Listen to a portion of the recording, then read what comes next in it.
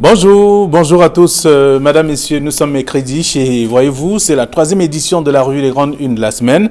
La presse est disponible en kiosque ce matin, vous aurez l'occasion de la parcourir et être parfum de l'actualité. La nouvelle expression parle de nouveau des obsèques de Ndjimo Tchakounte. Les enseignants crachent leur venin à Bazou, c'est le grand titre du journal. Le journal explique d'ailleurs que le porte-parole des enseignants qui saignent, qui a clairement signifié au ministre des enseignements secondaires pourquoi le jeune professeur de mathématiques ne sera pas mort pour rien. Et puis, on parle aussi de l'enseignement secondaire avec les enseignants sur le pied de guerre. Dossier à lire de la page 2 à la page 3 du journal La Nouvelle Expression. Le même journal parle également de l'université de Douala. Le professeur Bruno Bekolo Ebe a quitté les faits des détournements de plus de 343 millions de francs CFA au titre des cotisations sociales ne sont pas établies. C'est en page 5. Le journal s'intéresse aussi à la CAN 2021 avec les chantiers de Bafoussam qui piétinent. Le triste constat a été fait par Emmanuel Nganou Messi au cours d'une visite effectuée hier mardi, 4 février 2020, dans cette partie du Cameroun. Et puis on parle également de transparence électorale avec la chasse aux fraudeurs lancée. Les candidats redoutent que le long week-end qui encadre le jour des élections soit une opportunité pour tripatouiller les résultats. Les partis sont donc sur leur garde. Réaction à découvrir dans le dossier de la page 6 à la page 7 du journal, disponible en kiosque ce matin. Faillite des microfinances, les candidats aux élections interpellés. Un auditeur bancaire soutient d'ailleurs que les candidats à ce double scrutin devraient donc aussi dire aux épargnants victimes comment ils peuvent les récupérer. C'est en page 9 de la Nouvelle Expression de ce matin. Les du Sahel parle des municipales et législatives 2020. Gadgets et slogans de campagne dans le Grand Nord. C'est en page 6 et 7 du journal. Le journal parle également du maillot Moscota ou à Mozogo. Mozogo qui a été attaqué par une cinquantaine de terroristes de Boko Haram. À lire en page 2 du journal. Et puis dans le maillot Oulo, un candidat lâche le FSNC à la veille donc des élections sur le parti de Issa Souma Bakary. Ce candidat est parti de son parti pour le RDPC. C'est le journal qui propose l'article en page 4 ce matin. Le journal a d'autres informations que je vous invite à lire dans le numéro disponible en kiosque, tout comme Émergence qui parle aussi des pillages de l'État.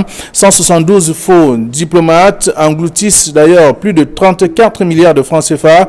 Ces fonctionnaires en service donc au Cameroun percevaient leur salaire au taux extérieur. C'est dans le journal en page 5. Le journal s'intéresse aussi à d'autres sujets que je vous invite à lire ce matin. Le journal Mutation parle de plan de riposte avec l'anti-coronavirus. Le journal fait savoir comment le gouvernement a donc mis en place tout un dispositif pour les éventuelles ripostes, les ripostes de proposition ou de propagation de l'épidémie, avec notamment l'éclairage du chef de service de virologie au Centre Pasteur dans le numéro de la page 4 à la page 5. Le journal parle également de Bruno Bekolo Ebe, partiellement acquitté. C'est le journal qui propose l'article en page 6 ce matin. Le journal Le Messager parle des législatives municipales. Le RDPC accusé de corruption, des chefs de quartier et des blocs mis à contribution pour recenser des électeurs qui voteront contre l'opposition, moyennant donc quelques frais. C'est en page 3 du journal disponible en kiosque ce matin. Le journal parle également du mouvement d'humeur. Les personnels médico-sanitaires en grève. Ils revendiquent beaucoup de choses, notamment les meilleures conditions de travail et autres aussi qui sont donc d'ailleurs contenues dans le journal disponible ce matin. Le quotidien Le Jour parle de Jean Didier Momo. Le passeport de Longuet n'a pas été confisqué. C'est ce que dit le ministre qui affirme d'ailleurs que son intervention à ce sujet était simplement d'aller faciliter l'obtention de ces documents précieux alors qu'ils n'étaient pas confisqués. Il manquait juste les cartons, il fallait juste amplifier, tout au moins simplifier donc l'obtention de ce document. C'est le journal qui propose sur l'article ce matin. Le journal parle également de l'administration avec la campagne électorale qui vide les services publics. C'est un autre sujet que je vous invite à lire dans le numéro disponible en kiosque ce matin. Le journal Diapason parle de relance de la Cameco avec la solution du ministre des Finances. Comment expliquer qu'ailleurs, en Afrique notamment, des compagnies aériennes fonctionnent normalement. Au Cameroun, cette compagnie ne fonctionne pas. Pour quelles raisons? Alors que cette compagnie encaisse d'ailleurs beaucoup d'argent chaque année et c'est d'ailleurs la précision donnée par le numéro ce matin, Diapason, qui a proposé tout un dossier sur la question de la compagnie aérienne au Cameroun et des exemples pris ailleurs. C'est le journal qui propose le sujet ce matin. Le journal a également d'autres informations, tout comme le SWAT hebdomadaire.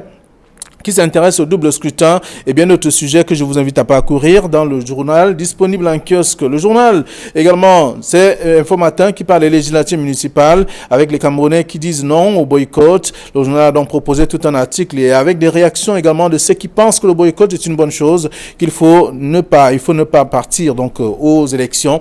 C'est le journal qui propose aussi le sujet disponible en kiosque ce matin. Le journal L'économie s'intéresse à la chefferie, parlant de culture aussi avec ses effets néfaste de la colonisation sur la production même de la noix de cajou au Cameroun. C'est une denrée importante pour notre pays, mais seulement il faut encadrer la production de cette denrée-là. C'est le journal qui propose le sujet également ce matin. Voilà ce que la presse nous propose, ce que nous avons reçu à notre rédaction. Et je vous invite aussi à lire le journal Éco-Santé qui parle également de l'épidémie de coronavirus. Dr Manaouda Malachi qui déploie d'ailleurs son plan de riposte. C'est le grand titre du journal. Avec notamment, c'est à la suite de cette rencontre qu'il y a eu entre le ministre de la Santé publique et les hommes de médias. Il a expliqué ce qu'il entend faire et quelles sont les dispositions qui sont prises pour contrecarrer toute éventualité dans notre pays. Et sur ce plateau, nos invités sont déjà confortablement installés. Hervé Viandile, bonjour et bienvenue. Bonjour Flavien, bonjour à tous ceux qui nous regardent ce matin. Bonjour à Casimir qui est sur ce plateau. Ah oui. Bonjour. Merci d'être là, Casimir Désiré Tangé. Bonjour. Je crois que c'est moi qui devais souhaiter bonne arrivée à Hervé Villa qui vient meubler le mercredi de Casimir. Voilà. Vous savez, mercredi, ça coïncide avec le mercredi des jeunes et c'est pour cela que je voudrais avoir un clin d'œil envers les jeunes. Voyez-vous, c'est dans quelques jours la fête de la jeunesse. Les gens ne se rendent même pas compte parce qu'on est tellement noyé avec la campagne électorale que l'on oublie qu'un événement peut en cacher un autre. D'accord. Donc la fête de la jeunesse, c'est le 11 février, dans quelques jours seulement. Vous aurez l'occasion de découvrir les jeunes, soit motivés ou pas. De toute façon, ça grouille de partout. Les jeunes sont donc sur le terrain. Oui, alors, mais vous savez, il faut dire que les jeunes sont partout et même engagés dans cette campagne électorale. Vous savez que quand vous consultez toutes les listes, du moins en compétition, vous constatez qu'il y a un engouement pour la chose politique dont les jeunes sont massivement impliqués dans ces élections, donc, que ce soit pour les législatives que pour les municipales, vous comprenez. Donc les gens ont compris ils écument les listes. Oui, ils ont compris qu'il faut oser, comme disait le chef de l'État. Ah, voilà. Donc, alors, avec vous, ce matin, on va faire le tour de quelques sujets proposés par la presse. La nouvelle expression qui revient sur les obsèques de Dimo Tchakounte, avec les enseignants qui crachent leur venin à Bazou. C'était un moment aussi important, et parce que les enseignants ont eu l'occasion de s'exprimer sur ce qu'ils avaient à dire, ce qui les dérange, et ils demandent que tout soit remis à jour et que l'enseignant retrouve sa place. Beaucoup de considérations et qu'ils en ont d'ailleurs besoin. Oui, on sait que l'enseignant est le phare de la société. L'enseignant reste le maître de la société parce que c'est lui qui enseigne. C'est lui qui forme tous ceux-là qui gèrent une société. Du chef de l'État au valet. Comme pour dire que c'est le phare, c'est le miroir. Mais malheureusement, chez nous aujourd'hui, l'enseignant est considéré comme un moins que rien. Il n'a même plus la valeur d'un bébé qu'on a à la maison. Pourtant, c'est lui qui a pour mission d'instruire et les pères et les mères et tous ceux-là qui briment les enseignants aujourd'hui. On peut comprendre le cri de colère, leur colère, le courroux qui les anime aujourd'hui, Et je pense que quand vous questionnez chacun des enseignants, chacun ne veut plus exercer ce métier parce qu'ils estiment que on ne laisse pas l'attitude d'exprimer le métier qu'ils ont remis. Enseigner, encadrer, entretenir les hommes, former ces hommes. C'est une mission, le savoir. C'est une mission divine et ils ont décidé de le faire avec amour, avec patience, avec persévérance. Ce sont les qualités des enseignants. Si vous ne pouvez pas faire ce métier avec amour, avec patience, avec persévérance, vraiment vous ne pouvez pas le faire. Et des gens qui passent tout leur temps à former la société, à donner une image à la société, à donner un sens à la vie même des hommes sur la terre, voilà comment on les traite. Et du coup, il y a de quoi qu'ils soient courroucés, qui disent on en a marre. Ils ont digéré. Déjà, quand on essaie de voir la situation des enseignants au Cameroun, conditions salariales, ce n'est pas des plus réduisantes. Après la crise économique de 1994, je pense qu'on avait divisé les salaires, je crois, par 4 ou par 5, parfois par 10 même. Ça fait que les gars sont contentés du menu fretin. Ils continuent à travailler. Ils essaient de colmater les brèches avec quelques coups de répétition qu'ils donnent, mais en faisant leur métier avec amour. Mais comme ça ne suffit pas, On vient aujourd'hui, on les agresse dans les établissements. Ils disaient toujours, on vient à les tuer. C'est-à-dire que pendant que vous exercez, vous êtes exposé à la mort. Là, tué par qui? Ceux que vous êtes censés former. Plus grave encore, c'est que c'est la réaction de ces enfants que vous formez qui est le plus difficile à accepter. Au lieu que l'enseignant et le parent se mettent ensemble pour former l'enfant qui est l'avenir de demain, le parent est plutôt le défenseur de l'enfant et du coup, l'enseignant qui est le formateur devient un adversaire. Voilà peint le tableau de l'enseignant aujourd'hui. Et face à ce genre de situation, qu'est-ce qu'il faut faire? Ils sont étouffés. Ils doivent crier leur colère. Donc c'est normal que dans les l'école d'administration... Et lorsqu'ils crient, ils reçoivent des jets d'eau? Ah, j'ai oublié ce paramètre. Quand ils ont perdu l'un de leurs, ils n'ont même pas le droit de faire le deuil. C'est encore ça qui est choquant. C'est-à-dire qu'on vous tape, on vous empêche de pleurer. Nous n'avons pas le droit de faire le deuil. Une simple procession funèbre devient comme si on les matraque avec des canons à eau, des gaz lacrymogènes, comme si pourtant ils ont demandé tout simplement d'accompagner le corps d'un de leurs tombés, la craie à la main, comme un soldat à qui on rend hommage. Dans les différents cris aujourd'hui, je pense que revendique que de manière à titre posthume, que le jeune Jimo Chakunte, Kevin Boris, soit en fait, qui reçoivent la palme, bien sûr, du titre de chevalier de la Palme Académie à titre posthume. Au moins pour remettre un peu de l'honneur, pour permettre aux enseignants d'avoir un peu de l'honneur. D'accord. Je pense que dans les revendications, Fabien également, il demande qu'on puisse revoir les violences en milieu scolaire et que l'État puisse réfléchir là-dessus parce que vous allez constater que sur un mois, il y a des cas à répétition, comme si c'était une guerre contre les enseignants. Très bien. Alors, lorsque la nouvelle expression propose ce dossier, il y a quand même des points importants. On parle bien sûr, les enseignants revendiquent les états généraux de l'éducation. On en avait parlé il y a quelques années. Et il y a même d'ailleurs eu une rencontre ou des rencontres qui n'ont peut-être pas ressemblé à ce qu'ils voulaient. Ça a peut-être un peu calmé la situation, mais aujourd'hui, ça reste un véritable problème encore. En réalité, les enseignants ont revendiqué 3 choses qu'il faut répéter ici. Ils ont revendiqué la première chose, c'est ce que Hervé Villard venait de dire, que l'enseignant qui a été assassiné reçoive au moins une palme académique pour rehausser ou bien pour rendre hommage à cet enseignant. La deuxième chose, ils revendiquent les états généraux de l'éducation. Et enfin, ils demandent qu'un dialogue soit instauré, un dialogue national soit organisé autour de la violence en milieu scolaire. Voilà les 3 choses principales qui ont été revendiquées au cours des obsèques de Ndiomo Chakunte qui a été assassiné par son élève. Moi, je me réjouis déjà du fait que Hervé Villard a d'ailleurs très bien déroulé les faits tels que ça se pose. D'ailleurs, c'est lui qui a signé le dossier, le très important dossier qu'a publié la nouvelle expression ce matin. Et il est mieux placé que quiconque. Avec la réaction d'un syndicaliste. Avec la réaction des syndicalistes. La pression des enseignants dans les établissements scolaires. Avec l'intégralité du discours du porte-parole des enseignants lors des obsèques. Et avec le communiqué signé d'une dizaine de syndicats des enseignants au Cameroun. Donc, vous voyez, si les choses marchaient normalement au Cameroun, je crois qu'on n'en serait pas arrivé là. J'ai assisté personnellement au dialogue national, au grand dialogue national, parce que les gens disent dialogue, c'était le grand dialogue national pour reprendre les termes du chef de l'État, où il a été expressément demandé qu'on organise les états généraux de l'éducation au Cameroun. Si on l'avait fait, on aurait déjà remis l'éducateur ou alors l'enseignant dans ses bons droits, comme ça se passe partout ailleurs. Dans des pays sérieux, l'enseignement, c'est un métier, c'est le métier le plus noble, au-delà du journalisme que nous sommes, hein, parce qu'il faut toujours dire que nous faisons le plus beau métier du monde, qui est s'adresser, avoir l'opportunité de s'adresser, soit par écrit, soit oralement, soit dans la télé, aux téléspectateurs et aux autres lecteurs et autres. Donc l'enseignant, c'est l'un des meilleurs métiers ailleurs, où vous voyez que l'enseignant a généralement les salaires mirobolants. Malheureusement, au Cameroun, on les paye au lance-pierre, c'est des salaires de catéchistes, c'est des salaires dérisoires et autres, et parfois même, surtout dans les collèges privés, c'est même en deçà du SMIC.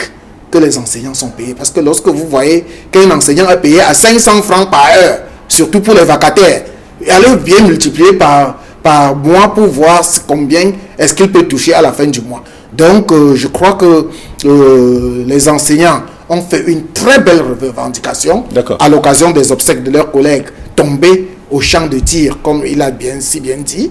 Maintenant, il faudrait voir qu'est-ce qu'on va en faire. Qu'est-ce qu'on va faire de ces revendications-là? Est-ce qu'on va encore classer ça dans les tiroirs ou dans les oubliettes, comme cela est d'habitude au Cameroun? Est-ce qu'on peut profiter de la mort de Johnny Chakunte pour organiser au moins les états généraux de la communication, de l'enseignement, de l'éducation? Et alors même, il faudrait même qu'on profite de là pour essayer de mettre sur pied toutes les recommandations du grand dialogue national, parce que je suis convaincu que si on les appliquait réellement, le Cameroun sortirait un peu de l'ornière. D'accord. Si vous permettez, vous dire une chose pour ce sujet.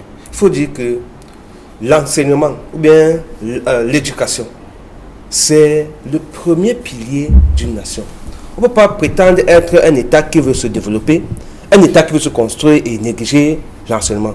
On ne domine le monde entier que par l'enseignement et la qualité de l'éducation qu'on donne à nos enfants. Les autres sont superpuissances, pourquoi? Parce qu'ils ont compris ça. La recherche et tout, l'orientation de l'enseignement qu'on donne à la jeunesse, c'est par rapport à un objectif qu'on s'est fixé. On ne peut pas prétendre être un pays qui va être émergent en 2035, on ne regarde pas notre éducation. Vraiment, ça, on ne peut pas comprendre ça. Et que ceux qui sont censés nous former soient en train de souffrir. Vous voyez, si ce sont les autres qui vont dicter ce qu'on va enseigner à nos enfants, comment ça va se faire? On ne sera jamais émergent. Il faut qu'on parle sur notre éducation, si on veut réellement être émergent, et qu'on permet à ceux-là qui doivent enseigner d'être dans des états psychologiques les plus à l'aise, les plus parfaits pour dispenser la qualité de savoir qu'il faut pour un Cameroun émergent. Et pourquoi pas pour être l'une des nations les plus triomphantes du monde entier. Est-ce que ça ne reste pas un simple slogan? Ce n'est pas un slogan, Flavien. Ce n'est pas un slogan quand on a compris ça. Hier, ceux qui pensaient à l'éducation voyaient aux jeunes Camerounais quelqu'un qui va dominer le monde. Faites le tour de toutes les entreprises mondiales, les meilleures. Vous allez trouver qu'il y a un Camerounais dans chacune des entreprises qui domine le monde. Ça veut dire qu'il y a du talent chez nous. Si on forme dans cette jeunesse-ci, dans de très bonnes conditions, avec des objectifs bien fixés, qu'est-ce qu'on veut avoir comme jeune en 2025, en 2030? Formation par objectif, éducation par objectif, on y parvient en permettant à l'enseignant d'avoir les moyens pour pouvoir bien enseigner. Vous savez que à l'université, les primes de recherche, bientôt, les CINES et les autres vont commencer de nouvelles grèves parce que les primes de recherche... Il y a déjà eu la semaine dernière, les enseignants. Vous comprenez? Ça veut dire que chez nous, on a oublié où nous allons. Et vous savez, quand on n'éduque pas bien nos enfants, qu'est-ce qu'on fait? On les laisse à la perdition. Et du coup, soit ils deviennent des voyous, des bandits, des braqueurs et des voleurs. Voilà donc la jeunesse camerounaise qu'on veut transformer aujourd'hui. Oh, ceux qui nous gouvernent... Hervé, je voulais te dire que je mets déjà des réserves par rapport à l'émergence du Cameroun en 2035. Parce qu'on s'est devenu comme un miroir, un phare et tout. Mais avec le comportement des Camerounais, avec la manière dont on gère le Cameroun, dans un Cameroun où il n'y a même pas d'énergie, dans un Cameroun où le taux de croissance au jour d'aujourd'hui n'arrive pas à atteindre 5%. Tu vas attaquer d'autres domaines qui viennent après. Voilà, parce que pour avoir l'énergie au Cameroun, il faut bien que la jeunesse soit à mesure de produire l'énergie. Voilà. Et pourquoi la jeunesse puisse être à mesure de produire l'énergie? Il faut que les sciences et la technologie lui soient enseignées. Qui doit le faire? Ce sont les enseignants. Et pour le faire, il faut que ce soit des conditions optimales. C'est la recherche. Il faut qu'ils bénéficient de ces primes-là. C'est de ça qu'on parle. C'est de ça que je parle aussi. Donc, du coup, si on ne le fait pas, ne rêvez pas d'un Cameroun émergent parce que vous avez tué les enseignants. Alors, ça reste un slogan creux. C'est comme santé pour tous. C'est creux. En 2000. C'est creux. On ne met pas les médecins de qualité parce que les enseignants en médecine n'ont pas les prix de recherche. Alors, dossier à lire donc de la page 2 à la page 3 de la Nouvelle Expression ce matin, parlant des obsèques de Ndimo Chakunte. Les enseignants crachent leur venin à Bazou. C'était lors de l'enterrement de ce dernier. Alors, toujours dans le journal, la Nouvelle Expression, il y a, on parle de transparence électorale avec la chasse aux fraudeurs qui est lancée désormais. Les candidats, certains redoutent d'ailleurs que le long week-end qui encadre bien entendu le jour des élections ne soit une opportunité pour tripatouiller les résultats, comme on a souvent vu. La guerre est ouverte et pratiquement tous les coups sont permis, même si ça ne devrait pas être cela. Et ce qui est encore marrant, c'est qu'il y a des coups en dessous de la ceinture. lorsque deux boxeurs combattent, la première règle, c'est d'éviter les coups en dessous de la ceinture. Mais c'est à cela qu'on est en train d'évoluer. Et vous avez lu le communiqué du SDF qui annonce déjà que le RDPC est en train de chercher à corrompre les chefs de bloc et les chefs de quartier. Moi, je me demande bien s'ils ont des preuves de leur affirmation. Et quand ils commencent à dire que on va leur donner, on leur promet de donner des rétributions lorsqu'ils vont ramener les bulletins des adversaires, nul ne devrait se prévaloir de sa propre turpitude. Ça devrait être l'occasion pour les partis politiques, pas seulement de l'opposition, pour tous les partis politiques engagés dans la course au double scrutin du 9 février, de bien former leurs scrutateurs, de bien former les représentants dans les bureaux de vote. Il ne faudrait pas qu'on laisse les électeurs sortir de la salle de l'isoloir même. Parce que dans l'isoloir, il y a une sac poubelle. Et ce sac poubelle est réservé à reverser le contenu des bulletins qu'on n'a pas choisis et ne retenir dans l'enveloppe que le bulletin que vous avez choisi pour venir le mettre dans l'urne. Malheureusement, très souvent, on se rend compte que les électeurs partent dans l'urne, ils rentrent avec les bulletins des adversaires pour aller dehors prendre une boîte de sardines, 1000 francs, 2000, 5000, ça dépend des circonscriptions. Il faudrait donc une vigilance totale, je dis bien totale, des partis politiques, des représentants des partis politiques dans les bureaux de vote. Ce n'est pas quelqu'un d'autre qui doit faire ça et ce n'est pas les slogans. Il faut déjà que les scrutateurs soient formés pour cela.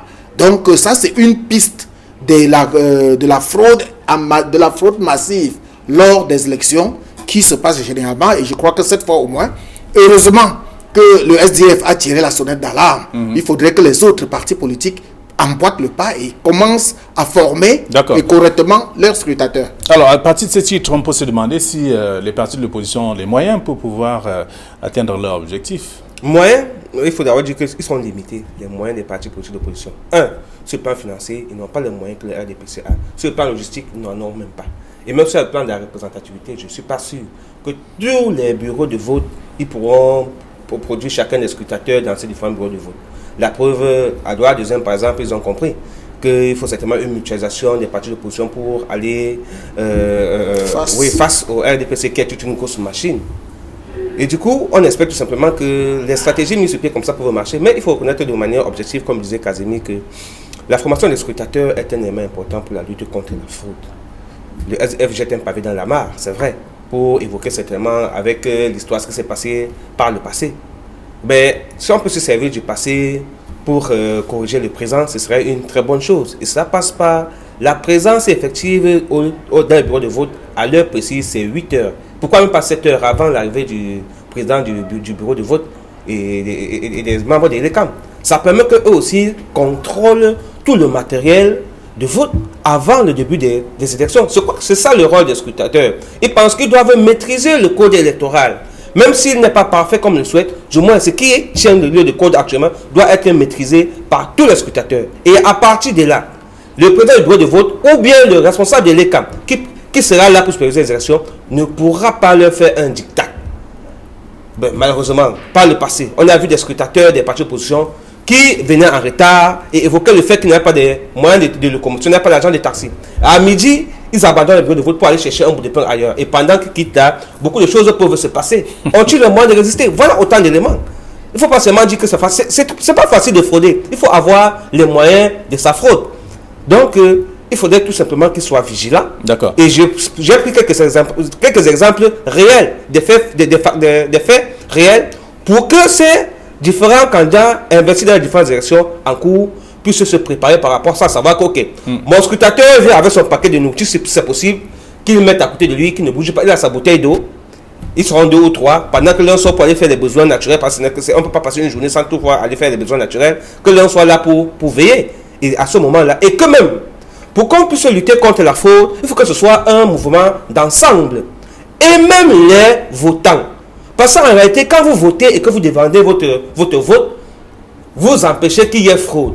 Et que pendant le calcul, pendant les décomptes, vous êtes là.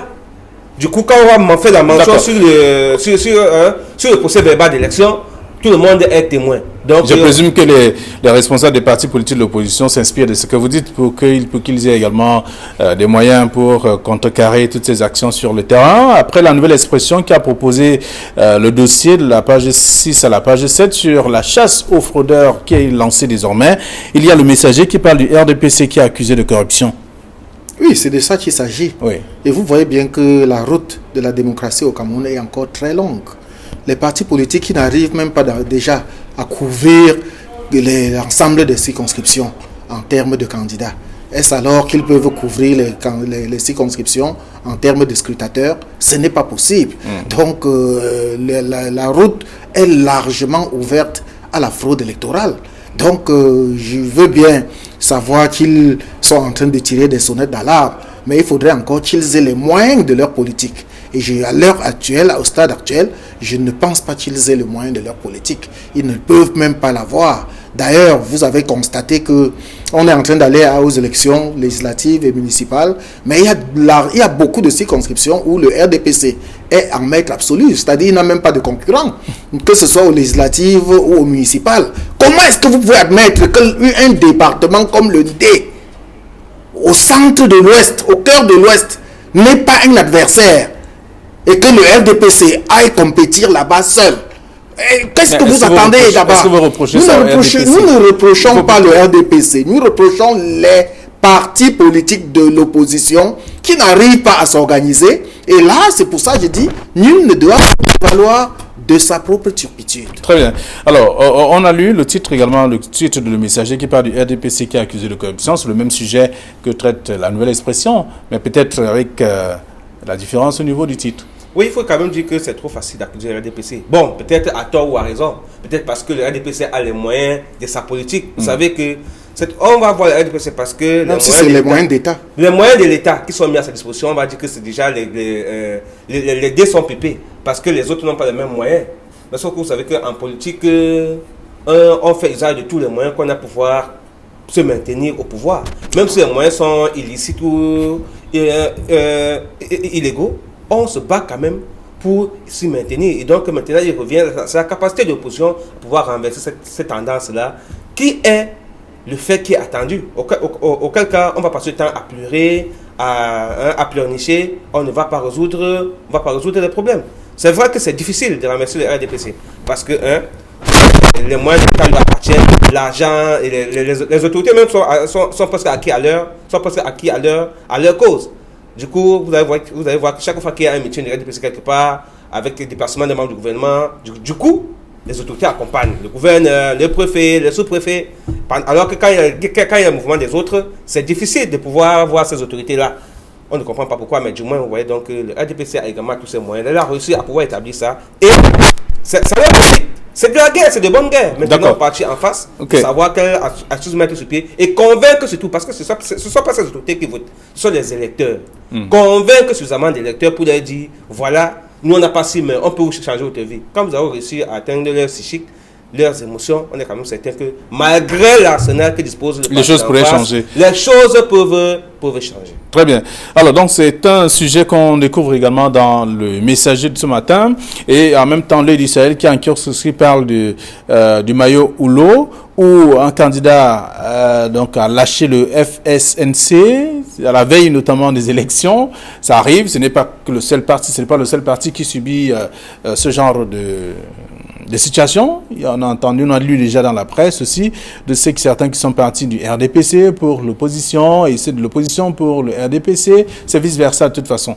Oui, mais si c'est à quelques jours seulement du scrutin. Ce qui est curieux, c'est que c'est pendant la campagne électorale qu'on observe ces vagues de démissions, parfois en cascade, dans certains partis politiques. Tantôt on quitte le parti au pouvoir pour aller à l'opposition, tantôt c'est l'opposition, de l'opposition qu'on quitte pour aller au parti au pouvoir. Mais c'est des techniques très connues. Parfois c'est même des militants montés de toutes pièces qu'on amène et on vous dit qu'on a une vague de militants qui démissionnent de tel parti pour tel autre. C'est des stratégies électorales. C'est des stratégies pour galvaniser les foules, galvaniser les électeurs, démontrer qu'on a du soutien, démontrer qu'on n'est pas venu pour la simple figuration et qu'on a suffisamment de supporters. Parfois, je dis que c'est tout simplement des zéros militants, c'est-à-dire c'est des montants militants montés de toutes pièces. À quoi ça sert de venir pendant la période électorale faire une démission? Qu'est-ce que ces militants-là attendaient depuis? Pourquoi est-ce qu'ils attendent exactement? Est-ce que c'est le jour du marché que l'on doit nourrir sa poule? Et vous avez vu, il y a le conseil constitutionnel qui a déclaré certaines listes nulles parce que les gens ont démissionné pendant la période électorale quand le corps électoral était déjà convoqué. Donc, j'ai dit, il faut éviter les coups en dessous de la ceinture. Ça mérite de cela. Alors, vous dites un mot? Oui, il faut quand même dire que politique Nanjangi, disait le doyen Achille Achou, comme pour dire que ça dépend des promesses qui ont été faites à tous ces militants qui ont abandonné un bord pour un autre bord. C'est question de visibilité et question d'intérêt. Parce qu'en réalité, c'est vrai qu'on va dire qu'on n'a pas le droit d'être heureux tout seul, mais pour partager le bonheur, il faut d'abord être heureux. Pour partager le bonheur, il faut d'abord être heureux, Flavien. Donc, du coup, le gars cherche d'abord son bonheur avant de voir dans quelle mesure pour le partager. Il faut comprendre que ce sont des intérêts égoïstes qui, certainement, amènent tout cela à pouvoir démissionner. Et aussi, si on vous promet mieux dans le parti qui va, du moins dans le RDPC ou bien dans notre parti, alors que par exemple, au RDPC, vous étiez là et que vous n'avez pas de droit, vous ne voyez pas la lumière, vous attendiez longtemps, on disait que vous êtes jeune, alors que vous travaillez depuis longtemps. C'est mieux de partir là, peut-être vous pouvez être sur une liste, être conseiller. Le gars estime que peut-être on a vu un candidat aux législatives, un candidat de Univers aux législatives qui démissionne carrément. Il va au RDPC. Oui, qu'est-ce qu'on lui a promis? C'est de ça qu'il s'agit. Il y a une entente tacite que nous la majorité de ces gens-là, c'est des prostituées politiques. Oui, soit simplement. Soit vous avez vu le cas de Célestin Djamène, qui était bien au SDF, qui a démissionné pour aller au MRC. Aujourd'hui, il pleure sur tous les toits parce que son parti, dans lequel il était parti, il croyait qu'il devait trouver le soleil. C'est question d'intérêt. Malheureusement, ça n'a pas été le cas. Son patron politique lui a dit qu'il ne part pas aux élections. Et il n'est pas le seul. Ils sont nombreux comme ça, ces prostituées politiques qui partent d'un parti à l'autre tout simplement parce qu'ils cherchent. Donc le militantisme, ça devrait venir du cœur. C'est un peu comme un mariage. On ne se marie pas tout simplement parce que l'autre est très bon. On se marie parce qu'on a certaines raisons de se marier. Mais Casimir, vous comprenez là donc quand on vient sur ce théâtre politique chez nous au Cameroun, on comprend qu'il n'y a pas de militants dans l'âme. On peut comprendre pourquoi. Exact. On peut comprendre la transhumance politique parce que quand on adhère à un parti politique, c'est par conviction. On ne vient pas pour se servir, on vient servir le parti. Combien de personnes malheureusement, chez nous, ce n'est pas ça. C'est l'intérêt qu'on met en avant. Et du coup, on est surpris de voir tout ce qui se passe sur le théâtre national. Et c'est même pourquoi les choses ne changent pas, parce que les uns et les autres ne sont pas convaincus. Très bien. Alors, l'actualité est contenue dans la plupart des tabloïds ce matin. Vous aurez eu l'occasion de lire. Dans l'Œil du Sahel, on parle du Mayo Moscota avec Mozogo, qui a été attaqué par une cinquantaine de terroristes de Boko Haram. Vous allez lire tout ça en page 2. Donc, bien d'autres journaux aussi sont disponibles ce matin. C'est déjà une occasion pour vous de faire un tour en kiosque et être parfum de l'actualité. Merci. Bonne journée à vous, bon retour à vos différentes rédactions. Merci. Demain, c'est jeudi et nous serons encore sur ce plateau. Ce sera la 4e édition de la semaine, la revue des Grandes Unes. Bonne journée.